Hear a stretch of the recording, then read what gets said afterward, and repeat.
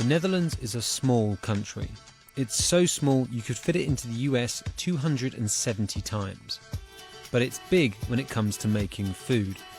Remarkably, it has the second largest agricultural exports in the world, mainly through being able to produce vast amounts of food on tiny plots. Here's how the Dutch learnt to feed the world.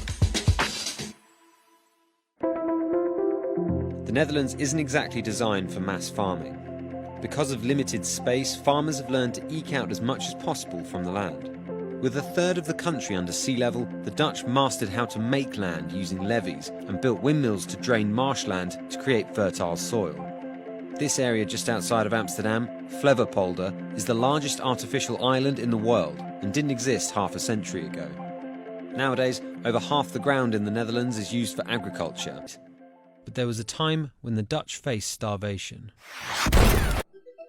After the war, as the Dutch rebuilt, ensuring food security became a priority.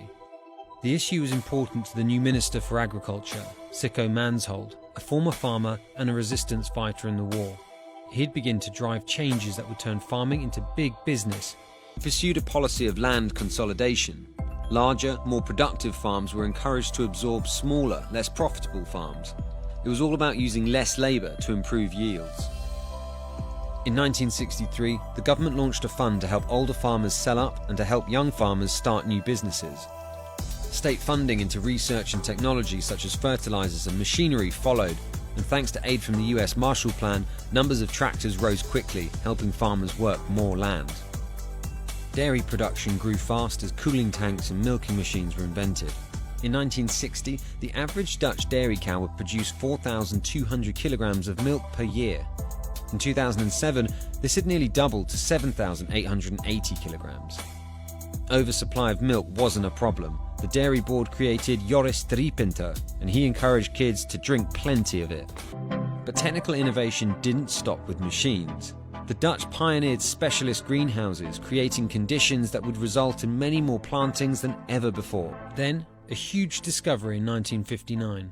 The vast Groningen gas field would offer greenhouse horticulture a huge boost. Farmers profited from the cheap energy as their crops benefited from the heat and the added CO2. The Netherlands now has the world's highest yields per hectare for cucumbers, chili peppers and tomatoes, all carefully picked for their profitability. Reducing water use is part of making efficiencies too.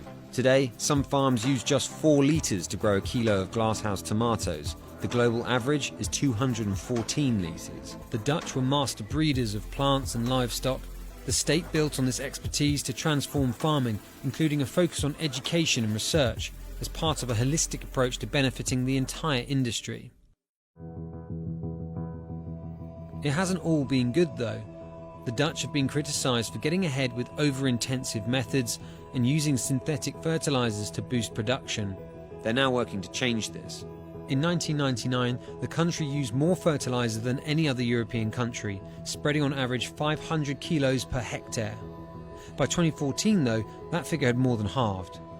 By working together, farmers, scientists, businesses and the state turned the Netherlands into a world leader in modern farming.